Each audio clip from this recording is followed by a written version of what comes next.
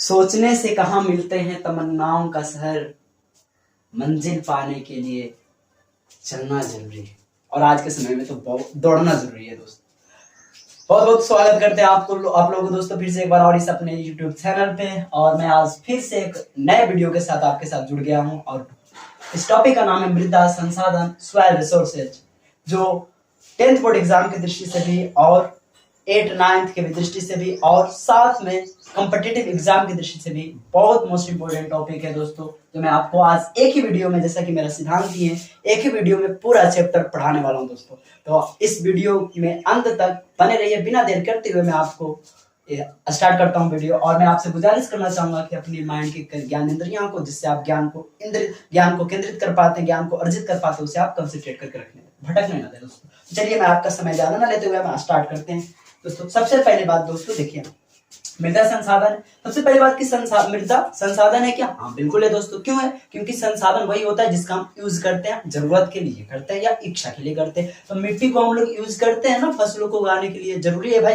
मिट्टी नहीं होगी तो फसल नहीं होगी। तो कहेंगे कि मृदा एक संसाधन है और बहुत इंपॉर्टेंट संसाधन, क्योंकि अगर मृदा ना हो तो फसल ही ना होगी। तो मैं आपको इस चैप्टर में शुरुआत करना चाहूंगा दोस्तों मृदा से, कि आखिर मृदा होती क्या है, मृदा कैसे बनाई जाती है, कैसे बन जाती है दोस्तों। सुनिएगा दोस्तों, सबसे पहली बात कि मृदा क्या होती है, मृदा का निर्माण कैसे होता है दोस्तों। आप लोगों को पता है कि ये चट्टानें जो होती है दोस्तों, चट्टानें जो होती है अपक्षय के कारण, अपक्षय का मतलब होता है चट्टानों को टूटना फूटना वगैरह वगैरह। तो अपक्षय के कारण दोस्तों ये चट्टानें टूटने फूटने लगती है और टूटने फूटने के कारण दोस्तों ये चट्टाने के कण जो है नीचे गिरने लगते हैं। और यही कण में दोस्तों आपका भौतिक क्रिया, रासायनिक क्रिया और जैविक क्रिया होती है दोस्तों। और इन्हीं क्रियाओं के फलस्वरूप यही चट्टान के कण क्या बन जाते हैं दोस्तों, मृदा बन जाते हैं। याद रखिएगा दोस्तों, मृदा का निर्माण कैसे होता है, चट्टानों के टूटने फूटने से, और उसमें भौतिक क्रिया, रासायनिक क्रिया और जैविक क्रिया के फलस्वरूप वही टूटे फूटे चट्टानों के कण मृदा बन जाते हैं। ये भी बात आपको ख्याल रखना है कि 1 सेंटीमीटर मृदा का निर्माण में 1 सेंटीमीटर ऊंचा है ना, 1 सेंटीमीटर मृदा का निर्माण में ना दोस्तों लाखों वर्ष लगता है। यह बात आपको इंटरेस्टिंग बात है दोस्तों, आपको ख्याल रखना है। 1 सेंटीमीटर मिट्टी के निर्माण में दोस्तों 1-2 वर्ष नहीं, लाखों वर्ष लग जाता है। 1 सेंटीमीटर मिट्टी, आप समझ सकते हैं, सोच सकते हैं। तो 1 सेंटीमीटर मिट्टी का निर्माण में लाखों वर्ष लग जाता है। ये बात भी आपको ख्याल रखना है। अगली बात दोस्तों कि मृदा होती क्या है फिर दोस्तों। हमारे जो पृथ्वी है ना, हमारी जो पृथ्वी है, तो पृथ्वी का जो सबसे ऊपरी पतली परत है, पृथ्वी का जो सबसे ऊपरी पतली परत है दोस्तों, पतली परत है, इसी को हम लोग कहते हैं मिट्टी। पृथ्वी के सबसे ऊपरी पतली परत को हम लोग मिट्टी कहते हैं, हम लोग मृदा कहते हैं।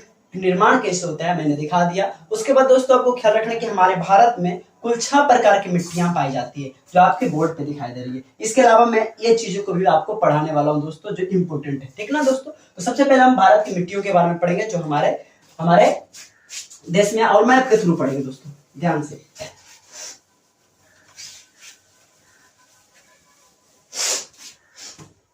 दोस्तों हमारे भारत में कुल कितनी मिट्टियां पाई जाती है? 6 मिट्टियां पाई जाती है। बात को पहला जलोढ़ मिट्टी, सबसे इंपॉर्टेंट मिट्टी है तो वो है जलोढ़ दोस्तों। उसके बाद सेकंड काली मिट्टी, बाकी भी है लेकिन बहुत कम, ये दोनों की अपेक्षा बहुत कम। सबसे ज्यादा किसी एग्जाम में जो प्रश्न पूछा जाता है तो वो जलोढ़ या कालिस होती है। जलोढ़ मिट्टी से सबसे पहले बात दोस्तों कि जलोढ़ मिट्टी का जो निर्माण होती है ना, वो सब मिट्टी का तो निर्माण इसी तरह से, लेकिन जलोढ़ मिट्टी जो है आपका ये नदियों के धाराओं के द्वारा लाई गई मिट्टी होती है दोस्तों। नदियों के धाराओं के द्वारा लाई गई मिट्टी होती है। खास करके गंगा और सिंधु नदियों के द्वारा, ये और कई नदियां हैं सहायक इनकी, गंगा और सिंधु नदियों के द्वारा ये मिट्टी खास करके बनाई जाती है दोस्तों। इसलिए ये मुख्य रूप से ये जो मिट्टी है दोस्तों, वो आपका गंगा सिंधु का जो मैदान विस्तृत हुआ है, जो उत्तरी भारत में है, ये उत्तरी भारत में जो गंगा सिंधु का मैदान आपको दिखाई पड़ रहा है दोस्तों, ये मुख्य रूप से ये जलोढ़ मिट्टी का क्षेत्र है दोस्तों। आपको ख्याल रखना है कि जलोढ़ मिट्टी का क्षेत्र गंगा सिंधु का मैदान है और मुख्य रूप से इस मिट्टी को बनाने में गंगा और सिंधु नदी का योगदान है दोस्तों। ये भी बात तो आपको ख्याल रखना है, इसलिए हम इसको गंगा सिंधु का मैदान भी कह देते हैं दोस्तों। अगली बात दोस्तों क्या आपको ख्याल रखना की एग्जाम में पूछा गया था कि जलोढ़ मिट्टी का सबसे अधिक विस्तार भारत के कौन सा क्षेत्र में। तो याद रखना है जलोढ़ मिट्टी का सबसे अधिक विस्तार दोस्तों वो आपका उत्तरी भारत में, कौन सा भारत में है? उत्तरी भारत में। पूछेगा उत्तरी भारत में कहाँ कहाँ? तो उत्तरी भारत में आपको याद रखना दोस्तों, बिहार हमारा हो गया, पंजाब हो गया दोस्तों, हरियाणा हो गया दोस्तों, आपको लिखा हुआ है बोर्ड पे शायद, हरियाणा हो गया, उत्तराखंड हो गया दोस्तों। ये आपका जलोढ़ मिट्टी का विस्तृत क्षेत्र है दोस्तों। उसके बाद आपको ख्याल रखना कि इसमें कौन कौन सी फसल उपजाई जाती है, कौन कौन सी फसल उपजाई जाती है दोस्तों। इसमें उपजाई जाने वाली फसल है मक्का, गेहूं, चावल और कपास और कई फसलें इसमें उगाई जाती है दोस्तों। अगर इसका विस्तार जाने दोस्तों कि इसका विस्तार कितना क्षेत्र में है, तो कुल भौगोलिक क्षेत्र में 6.4 करोड़ हेक्टेयर क्षेत्र में ये फैला हुआ है दोस्तों मिट्टी। 6.4 करोड़ हेक्टेयर 6.4 करोड़ हेक्टेयर क्षेत्र में कौन सा मिट्टी फैला हुआ है? जलोढ़ मिट्टी दोस्तों। ये भी आपको बात ख्याल रखना है। और कौन कौन सा राज्य में मैंने बता दिया, कौन कौन सा फसल इसमें उगाई जाती है मैंने बता दिया, और कितना में फैला हुआ है 6.4 करोड़ हेक्टेयर में, ये भी मैंने आपको बात बता दी। एक बात और आपको इंपॉर्टेंट हो जाता है दोस्तों जलोढ़ मिट्टी से, वो कौन सी बातें हैं? वो बात है कि जलोढ़ मिट्टी दोस्तों दो प्रकार के पाई जाती है ना। एक का नाम है बांगर जलोढ़ मिट्टी और एक का नाम है खादर जलोढ़ मिट्टी।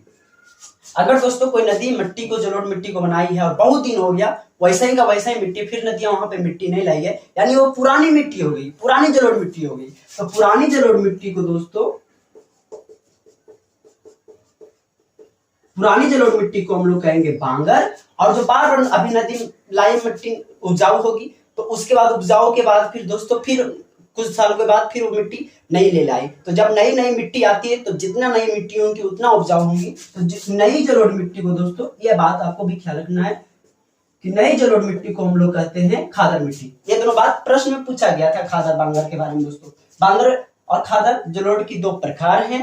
बांगर जलोढ़ मिट्टी का मतलब होता है ये पुरानी जलोढ़ मिट्टी है, पुरानी जलोढ़ मिट्टी को बांगर कहते हैं और नए जलोढ़ मिट्टी को खादर कहते हैं दोस्तों। ये भी बात आपको ख्याल रखना है। इसमें एक और पॉइंट आपको ख्याल रखना है दोस्तों कि 6 मिट्टी में सबसे उपजाऊ मिट्टी अगर कोई है तो वह है आपका जलोढ़ मिट्टी। सबसे उपजाऊ मिट्टी कौन है? जलोढ़ मिट्टी। ये भी बात आपको ख्याल रखना है। इतना से ज्यादा आपका ऑब्जेक्टिव नहीं पूछ सकता है जलोढ़ मिट्टी से दोस्तों। आगे बात दोस्तों, दूसरा है आपका काली मिट्टी। दूसरा है काली मृदा। काली मृदा से आपको बात ख्याल रखना है। पहली बात दोस्तों कि इसे हम लोग रेगुर मृदा भी कहते हैं। रेगुर मृदा या काली कपासी मृदा भी कहते हैं, क्योंकि इसमें कपास की खेती ज्यादा होती है दोस्तों। पूछेगा काली कपासी मृदा क्यों कहते हैं इसको? क्योंकि इसमें कपास की खेती अधिक होती है, इसलिए इसे हम लोग काली कपासी मृदा कहते हैं। और इसे दूसरा नाम रेगुर मृदा भी दोस्तों, क्योंकि इसमें नमी धारण करने की क्षमता ज्यादा होती है। नमी धारण करने की क्षमता किसमें ज्यादा होती है? कौन मिट्टी में? तो काली मिट्टी में दोस्तों। उसके बाद आपको ख्याल रखना दोस्तों कि काली मृदा का भी विस्तार 6.4 करोड़ हेक्टेयर क्षेत्र में है। 6.4 करोड़ हेक्टेयर क्षेत्र में इसका भी विस्तार है जलोढ़ की तरह। उसके बाद आपका राज्य अगर जाने दोस्तों तो गुजरात, महाराष्ट्र, कर्नाटक है ना। ये देखिए, ये पूरा का पूरा जो मैंने बताया, ये दिखाया आपका पंजाब हो गया, आपका हरियाणा हो गया, ये आपका उत्तराखंड हो गया दोस्तों। यहाँ पे आपका बिहार हो गया, ये आपका उत्तरी भारत और पश्चिम बंगाल भी आ सकता है। उत्तरी भारत का मैदान है जो मुख्य रूप से किसका है? किसका क्षेत्र है? जलोढ़ मिट्टी का। अगर काली मिट्टी की बात करें तो काली मिट्टी कहाँ है दोस्तों? गुजरात, महाराष्ट्र, कर्नाटक, आंध्र प्रदेश। गुजरात दोस्तों, महाराष्ट्र यहाँ से नीचे चला जाएगी, महाराष्ट्र, कर्नाटक और फिर आपका यहाँ पे आंध्र पे ऊपर थोड़ा सा दोस्तों आंध्र प्रदेश हो जाएगा दोस्तों। ये आपका कौन सा क्षेत्र का है? काली मिट्टी यहाँ पे फैली हुई दोस्तों। उसके बाद फिर अगली बात करें तो काली मिट्टी मैंने आपको बता दी, काली मिट्टी की भी आपको ख्याल रखना है, इतनी बात है। और एक बात और काली मिट्टी से कि काली मिट्टी का रंग होता है काला दोस्तों। क्यों होता है काला इसका रंग? क्योंकि इसमें दोस्तों एल्यूमिनियम और लोहे के कंपाउंड मिले होते हैं, यौगिक मिले होते हैं। यह भी बात आपको ध्यान रखना है कि एल्यूमिनियम और लोहे के यौगिक मिले होने के चलते काली मिट्टी का रंग काला होता है। विस्तार 6.4 करोड़ हेक्टेयर। इसको कौन सी मिट्टी कहते हैं? रेगुर मिट्टी कहते हैं और काली कपासी मिट्टी कहते हैं। कहाँ कहाँ पाया जाता है? तो गुजरात, महाराष्ट्र, कर्नाटक, आंध्र प्रदेश में पाया जाता है। अगले तीसरी मिट्टी दोस्तों, तीसरी मिट्टी का नाम है लाल एवं पीली मृदा। दोस्तों लाल एवं पीली मृदा की बात करें तो सबसे पहली बात कि लाल एवं पीली मृदा को लाल मिट्टी इसलिए कहते हैं क्योंकि इसमें लोहा की मात्रा पाई जाती है, इसलिए इसको लाल कहते हैं। और पीला इसलिए कहते हैं जब ये पानी में चला जाता है ना दोस्तों तो इसका रंग पीला हो जाता है, इसलिए इसको हम लोग पीली मिट्टी भी कहते हैं। तो लाल क्यों कहते हैं? क्योंकि इसमें लोहा की मात्रा होती है। और पीला कब कहते हैं? जब ये पानी में मिट्टी चली जाती है ना तो उसका रंग पीला हो जाता है, इसलिए इस मिट्टी को लाल एवं पीली मृदा कहते हैं दोस्तों। उसके बाद आपको ख्याल रखना कि इसका जो विस्तार होता है दोस्तों वो 100 सेंटीमीटर से कम वर्षा वाले क्षेत्र में दोस्तों, ये भी आपको बात ख्याल रखना है। लाल एवं पीली मिट्टी का विस्तार कौन सा क्षेत्र में? जहां पे 100 सेंटीमीटर से कम वर्षा होती है दोस्तों, वहां पे लाल एवं पीली मिट्टी का क्या है?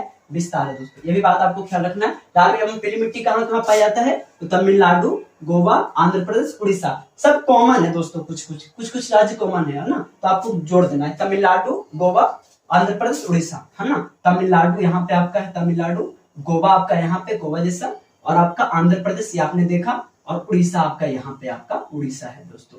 तो यहाँ पे भी आपका क्या है? यहाँ पे भी आपका जो है लाल एवं पीली मिट्टी पाई जाती है। तो लाल एवं पीली मिट्टी से इतनी बातें आपको ख्याल रखना है। आगे की बात दोस्तों, लैटेराइट मिट्टी।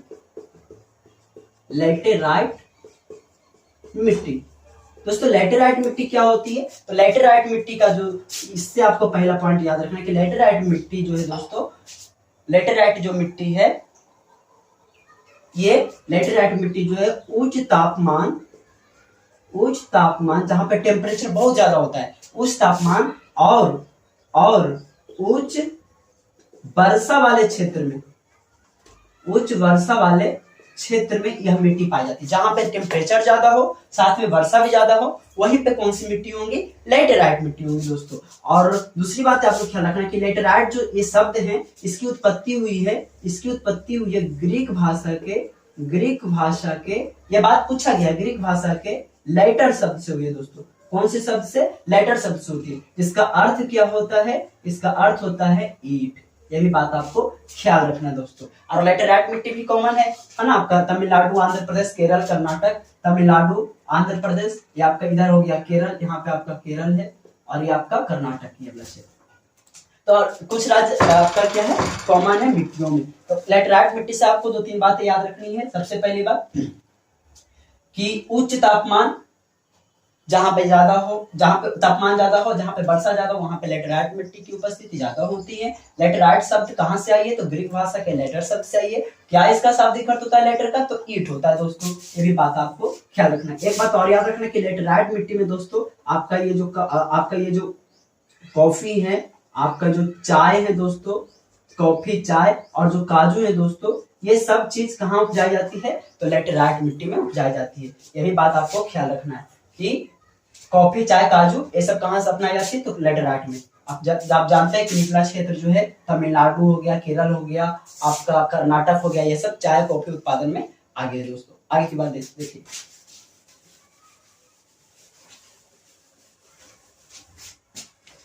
आगे की बात है दोस्तों मरुस्थलीय मिट्टी। मरुस्थलीय मिट्टी से ज्यादा कुछ बात नहीं। सबसे पहली बात यही कि मरुस्थलीय मिट्टी जो है आप सब लोग जानते हैं, जहाँ पे रेगिस्तान होती है, ऊंट जहाँ पे चलते फिरते रेगिस्तान, तो उसको हम लोग, जो रेत वाली मिट्टी होती है उससे हम लोग मरुस्थलीय मिट्टी का।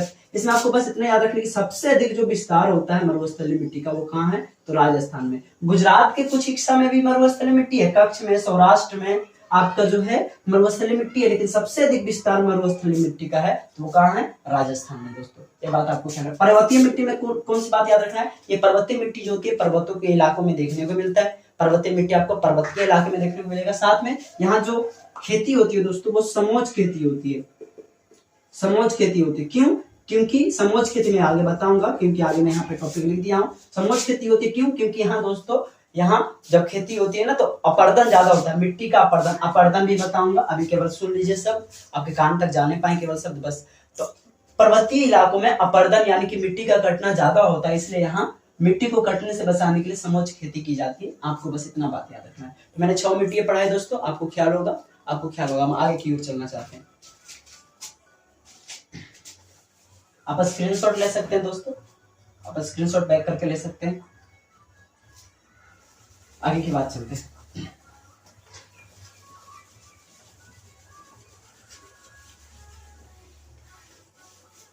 दोस्तों हमारा सबसे पहला टॉपिक है इस चैप्टर का, ये तो मिट्टी के बारे में हम लोग पढ़े। आगे की बात, मृदा प्रदूषण क्या होता है। ध्यान से दोस्तों, ध्यान से, मृदा प्रदूषण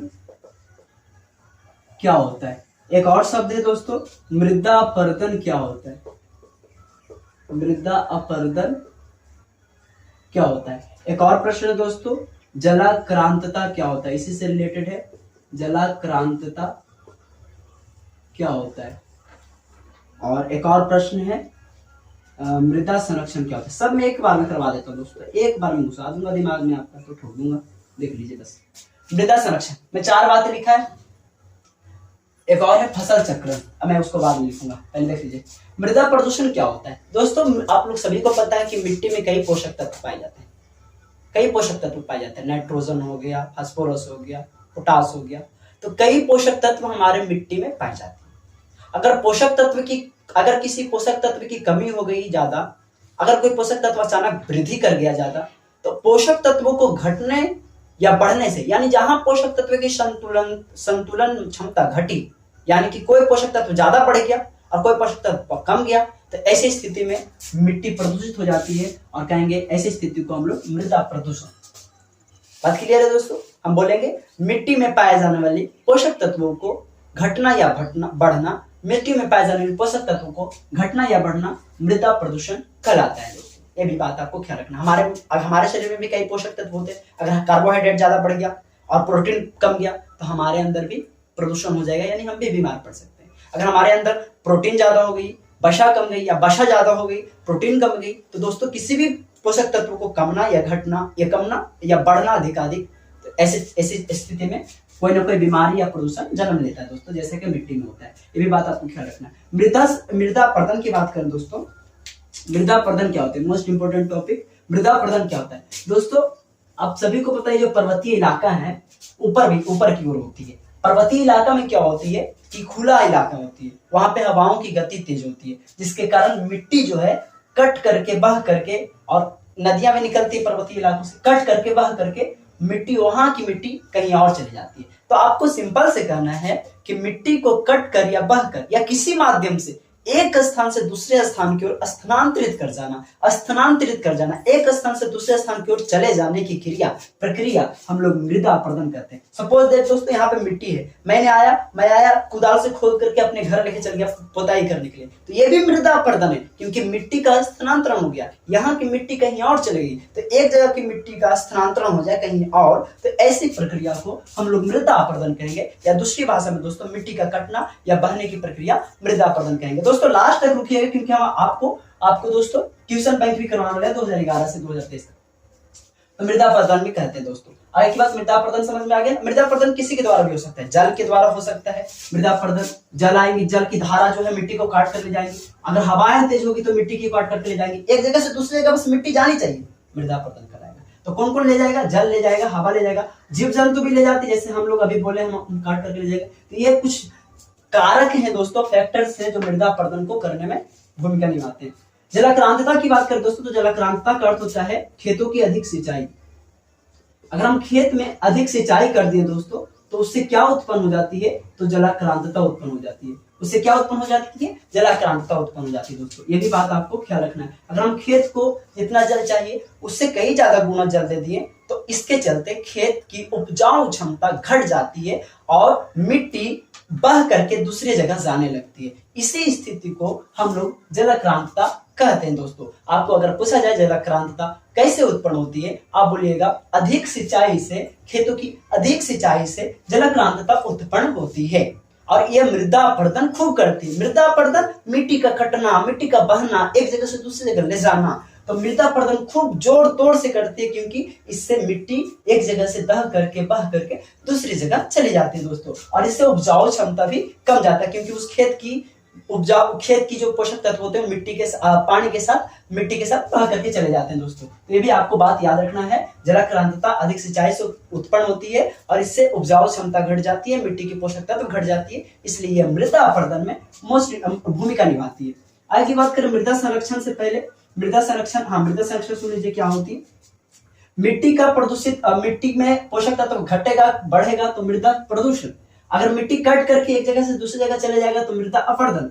लेकिन अगर मिट्टी को अगर हम रक्षा कर दें, मिट्टी की पोषक तत्वों को घटने बढ़ने पर घटाए और बढ़ाए ना बल्कि संतुलन मात्रा में रखें और मिट्टी को कटने और बहने से रोक दें, यानी पूरी तौर से कुल मिलाकर के कहें दोस्तों तो मिट्टी को अगर हम बचाएं तो ये कौन सी क्रिया होगी? मृदा संरक्षण। सिंपल है, मृदा मीन्स मिट्टी, संरक्षण मीन्स उसको बचाना, रक्षा करना। अगर आप मिट्टी को अपरदन से बचा रहे हैं, मिट्टी को कटने से बचा रहा है, मिट्टी को बहने से बचा रहा है, मिट्टी को एक स्थान से दूसरे स्थान जाने से रोक रहे हैं, मिट्टी को आप प्रदूषण से बचा रहे हैं दोस्तों, तो कहीं ना कहीं आप क्या कर रहे हैं? मिट्टी को संरक्षण कर रहे हैं। अगर आपसे पूछा जाए मृदा संरक्षण क्या होती है, बोलिएगा मिट्टी को अपरदन से बचाना या प्रदूषण से बचाना मृदा संरक्षण कहलाता है। दोस्तों आपको समझ में आया होगा। आगे की बात एक और है दोस्तों, एक बात और आपको ख्याल रखना है, एक बात और आपको ख्याल रखना है कि इधर मैंने रख दिया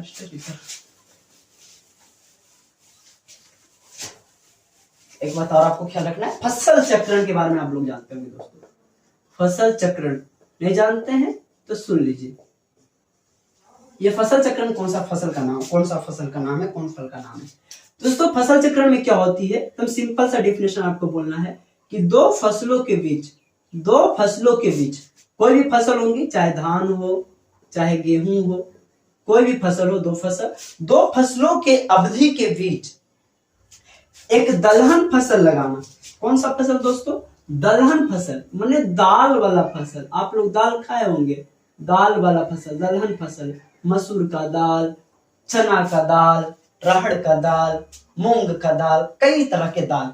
तो दो फसल हैं और दो फसल, एक अभी मान ले धान मैंने लगाया, गेहूं लगाने से पहले हम कोई दाल वाला फसल लगा लिया दोस्तों, या फिर कोई पहले फसल लगाया और उसको एक और फसल लगाने के पहले कोई दाल वाला, बीच में कोई दाल वाला फसल लगा दिया। काहे खातिर? काहे खेत की उपजाऊ क्षमता बढ़ावे खातिर, खेत की मृदा अपरदन रोके खातिर दोस्तों हम क्या करते हैं? दो फसलों के बीच दलहन फसल लगा करके खेती करते हैं।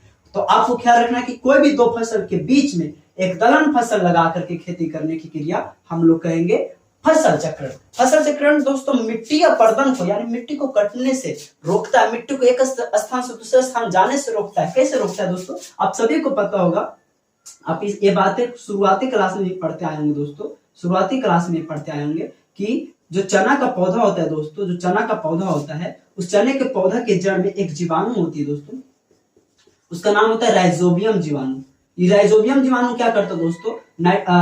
वायुमंडल से नाइट्रोजन गैस को आपको क्या करता है? खेतों में सिंचित कर देता है। नाइट्रोजन गैस को जो दोस्तों खींच करके खेतों में संचित कर देता है, खेतों में जमा कर देता है। और नाइट्रोजन गैस से दोस्तों आपकी खेतें, हमारी खेतें काफी उपजाऊ हो जाती है और मिट्टी अपरदन भी नहीं हो पाता है, क्योंकि इसके कारण राइजोबियम जीवाणु के कारण दोस्तों मिट्टी के जो कण होते हैं आपस में संगठित हो जाते हैं, मिल जाते हैं। अब मिल जाए, एकता बन जाए सभी कण, तो उसे कौन उड़ा सकता है? जैसे कहते हैं ना एकता में बल होती। अगर कण सब अलग अलग हो तो उसे उड़ा ले जाएंगी हवा, उसे दहा ले जाएंगी जल। तो अगर सभी कण मिल जाए, आपस में संगठित हो जाए दोस्तों, तो आपका उसे हवा नहीं उड़ा पाएंगे। तो इसलिए दोस्तों हम कह सकते हैं कि राइजोबियम नामक जीवाणु के कारण दोस्तों मिट्टी की अपरदन क्षमता रुक जाती है, अपरदन होना ही बंद हो जाता है। और ना सिर्फ अपरदन होना बंद होता है बल्कि खेत जो है दोस्तों उपजाऊ हो जाता है। किसके कारण? फसल चक्रण के कारण। क्या है फसल चक्रण? तो दो फसलों के बीच में दाल के फसल लगा करके खेती करने की प्रक्रिया है दोस्तों।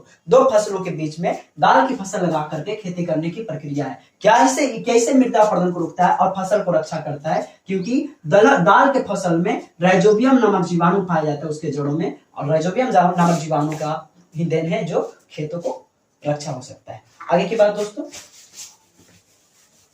आगे की बात क्या है? फसल चक्रण चल रहा था। समोच्च कृषि एक है, समोच्च कृषि दोस्तों। समोच्च कृषि क्या होता है? अभी मैंने बताया दोस्तों कि मृदा अपरदन यानी मिट्टी का कटना सबसे अधिक पर्वतीय इलाका में होता है। कहां पे होता है? पर्वतीय इलाका में होता है दोस्तों, पर्वतीय इलाका में होता है। तो मिट्टी कट के नीचे गिरने लगती है पर्वतीय इलाका में। तो पर्वतीय इलाका में मिट्टी को कटने से रोकने के लिए, यानी मृदा अपरदन को रोकने के लिए जो खेती की जाती है, जो फसल उपजाई जाती है, जो कृषि की जाती है, उसी को हम लोग कहते हैं समोच्च कृषि। ये भी बात आपको ख्याल रखना है दोस्तों। कुल मिलाकर के आपको बोलना है समोच्च कृषि में कि पर्वतीय इलाकों में मृदा अपरदन को यानी मिट्टी को कटने को, बार बार ये शब्द आ रही है तो आपको ध्यान रखना है। तो पर्वतीय इलाकों में मृदा को रोकने के वास्ते जो खेती की जाती है उसे हम लोग समोच्च कृषि कहते हैं। मृदा अपरदन को रोकने के लिए जो खेती की जाती है, जो कृषि की जाती है, उसे हम लोग समोच्च कृषि कहते हैं। ये आपको याद रखना है। इसका ना खेती ऐसे वृत्ताकार रूप में किया जाता है, पट्टी बना बना करके दोस्तों, पट्टी बना बना करके इसका खेती पट्टी बना बना करके किया जाता है दोस्तों। ये भी बात आपको ख्याल रखना है। आगे की बात करें तो कुछ बातें और हैं जो मैं आपको बताना चाहता हूं। एक राज्य है दोस्तों उत्तराखंड। उत्तराखंड से आपको याद रखना है कि यहाँ एक कृषि, मिट्टी अपरदन को ही रोकने के लिए यहाँ एक कृषि है प्रचलित जिसका नाम है सोपानी कृषि। सोपानी कृषि, अगर आपसे पूछा जाएगा कि सोपानी कृषि कहाँ प्रचलित है, बोलेगा उत्तराखंड में। दोस्तों एक रसायन है जिसका नाम है एंड्रीन।